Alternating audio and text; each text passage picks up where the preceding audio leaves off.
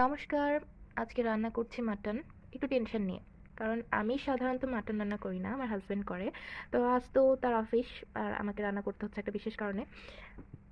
তো রান্না করতে যেয়ে ভাবছিলাম কেমন যে হবে, সে খাবে কিনা, কেমন কি হবে। তো রাত্রেবেলায় জানা যাবে সে আসলে কেমন হয়েছিল।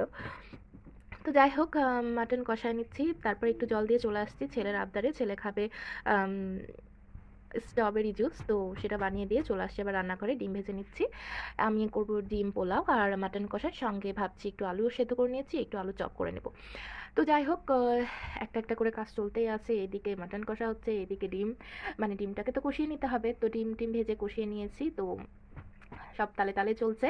বেশ তাল মিলিয়ে কাজ করতে পারলে কিন্তু একটা মানে ভালো ভালো লাগে।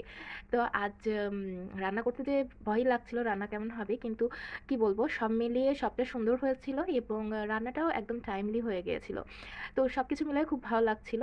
আর যে চপটা করেছিলাম না আলুর, আমার কাছে সেটা বেস্ট লেগেছে। তো যাই হোক, এই তো আমার সব প্রিপারেশন শেষ রান্নার করা। তো রান্নার পর খাওয়া দাওয়ার জন্য স্যালাডটাও কেটে নিয়েছিলাম, আর এই তো সব তুলে নিয়েছি, এখন খাওয়া দাওয়া হবে।